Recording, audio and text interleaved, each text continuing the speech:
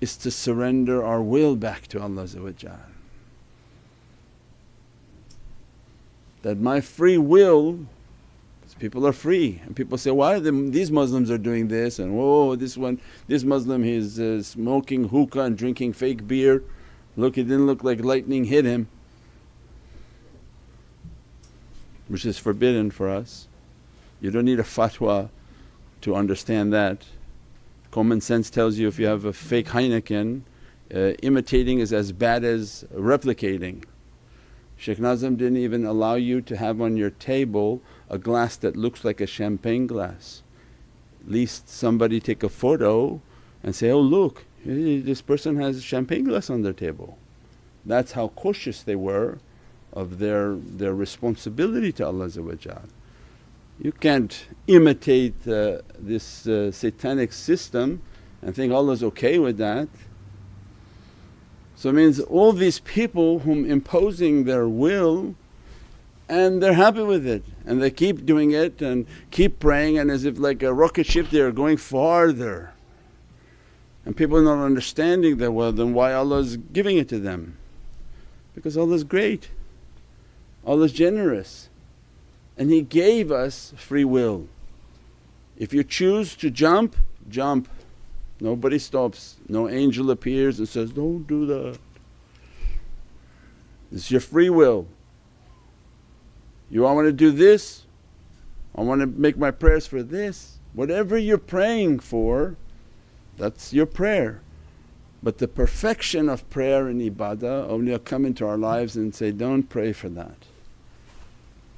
That it can be loaded. And we've given many examples in our 30 years of teaching.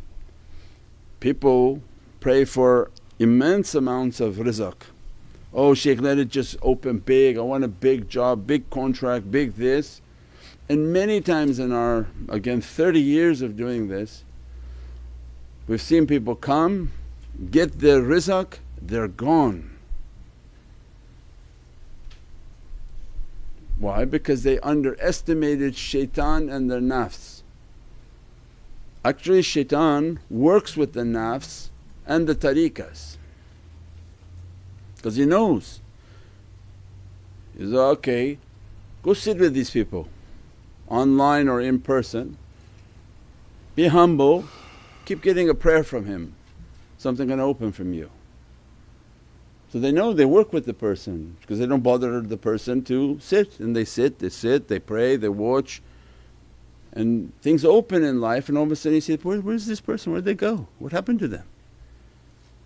And that's all the nafs wanted. The ticket came in, got punched and said, thank you very much, we're off, and they got something and they ran. And that comes back to that, be careful what you pray for. If you don't have your practices and your ability to control these things, and only Allah knows what your tipping point will be and how much rizq can really flip you, and what kind of conditions you put yourself in, will you be able to get back and keep your faith. And people go to places and move away in different environments and they start to lose their faith, or they live in very busy environments and they feel their faith going, dripping away. So then awliya come and teach us is that surrender your will is the highest level of zakat. Because zaki and giving, because everybody has to give. So you're going to give your money, if you don't give your money you're going to be sick, it's a guarantee. If you take money and you don't give donation, you get sick. Because the sustenance is sick, the sustenance is contaminated. It comes from dunya. So zaki and zakat and sadaqah are cleaning mechanisms. So then they give. Once they give, their rank becomes higher, become like salihin. This was in Rajab in Surah Munafiqeen. Dies and the only thing he can ask Allah, oh he realizes this is now judgment day, Ya Rabbi send me back. I want to give everything so that I can become salihin. Not make hajj, not go finish my salah, not make up all these things. But what I had in my accounts, let me give them all away and then bring me back so that I can become salihin. So it means this level of purity, then the next level they understood is, oh, I should also give my time. And they give their khidmat, their service, their abilities. I'm a lawyer, I can write for you. I'm a writer, I can write for you. I'm a business person, I can help with you. And they live their life with service. Then the highest was what? That I want to give my will. And they begin to pray to Allah that it's best that I give and surrender my will to you. And what is it that you want from me? Ya Rabbi, I know not what you want and I'm surrendering my will to you, guide me Ya Rabbi. And in every prayer, it's not what I want, what you want, not what I want, what you want, because this is the prayer of the nukht. This is a reminder for myself always, because we all start to pray, how about this, how about that, how about this? And awliya will come back into our hearts and remind us, surrender your will, that I know not what Allah has planned for me. God forbid that my prayer takes me off of that, because we work by analogy. You're walking and Allah's about to give you a bag of gold right at that door, an opening, because gold can be from the heavens, any type of spiritual opening, and you're peacefully on that direction. And as soon as you make your own prayers, you just now took a right turn and you missed what Allah was going to open for you. Imagine, because we're on a path in which we can't see where it's going. We don't know at which step Allah is showering us with these blessings. And had you just passed this street, we would have blessed you with everything. But again, you intervened and made it right. Doesn't mean you missed it forever, but ooh, you go down. And then you're about to get something again, and what happens? You make another right. And you do that after a series of times, and what happens in life? With all these right turns you're making, you're just going in circles. You never actually went to where Allah wanted you to go. So part of this Sirat al-Mustaqim involves you not going right or left. So at this level of taslim on the path of the nukht, because everyone's hearing all these things they have to do, not do, what role playing do I do? When I'm going to be here I'm going to be like a nukht, then I should at least start to pray like a nukht, like a dot, like a zero, that I surrender my will to you, Ya Rabbi. This is the greatest gift that I can give. The greatest gift that you gave me is this free will, and I ask Ya Rabbi that you take the free will back to the level that I can. And what is it that is your will for me, my life and my family? Send for me in my heart my coordinates and grant me into the oceans of taslim and submission. And the only way that they can have the sabr jameel, this beatific characteristic of sabr, is by the salawat on Nabi Mustafa. Because the name of Mustafa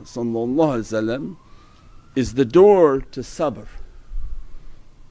That for the door to open, for the sifat as-sabr has to have the key of Nabi Mustafa coming next month, zilzala.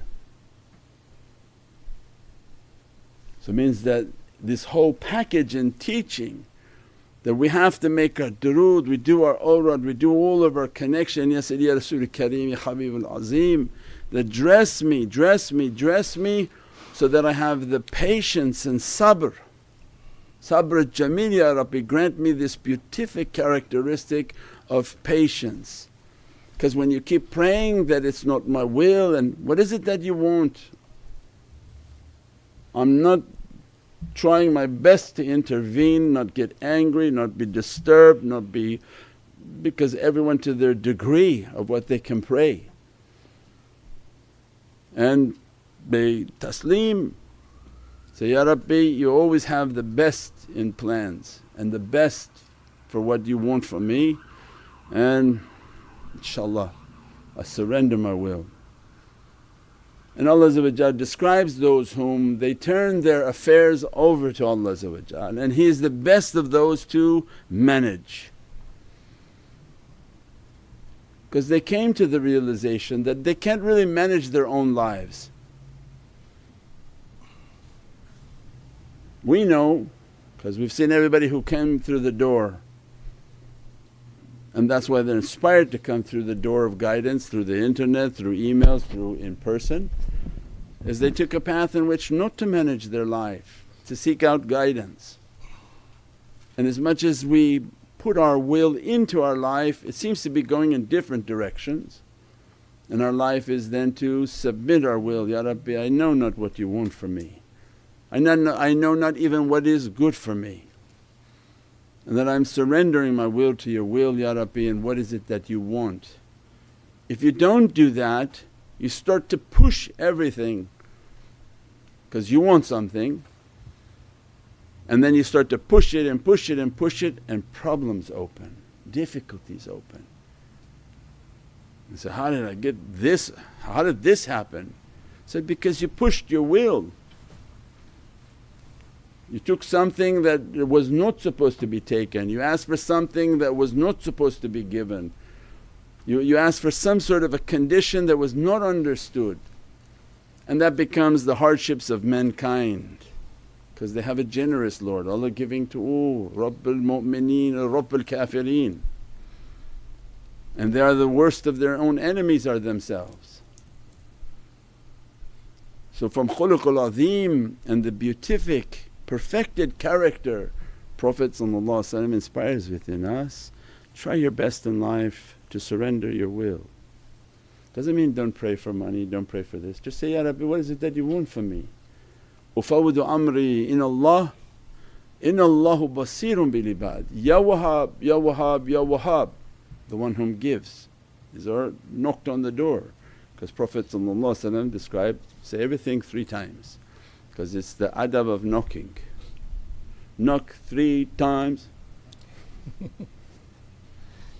Ya Wahhab, Ya Wahhab, Ya Wahhab, Ya Musabbib al asbab, Ya Mufattih abwab, Ya Muqallib al qulubi wal absar, Ya Dalil al muttahirin, Ya Ghiyath al mustaghithin, Ya Hayyu Ya Qayyum, Ya Dhul Jalali wal Ikram. Ufawwidu amri inallah, innallahu basirun bil ibad.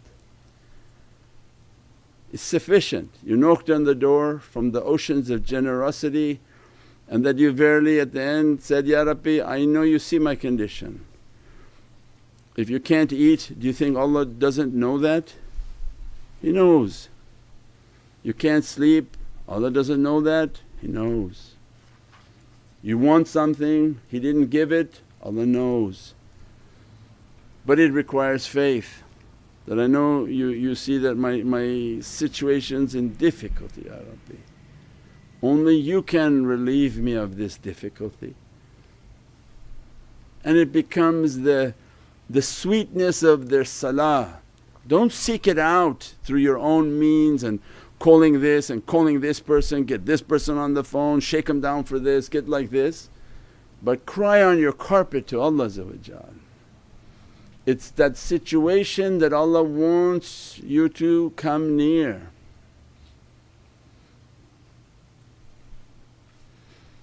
You're about to be invaded and you want to call the UN, help me. It's those very people who are trying to raid you, the UN. Calling. Mawlana Shaykh would say, what are you calling these people for help?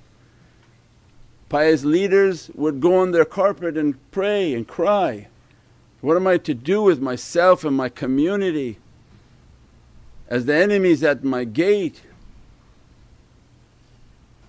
That Allah send a support, send a difficulty, means in every aspect from leaders to people, their affair has to be given to Allah, because this is the beatific relationship Allah wants. Allah wants His kings in sujood to Him asking, not asking foreign people, give me money in loans, and then with those loans they tied up all your assets and now you're slave to them. They took all your minerals that you knew and you didn't know you had. Is this what Allah wanted for you?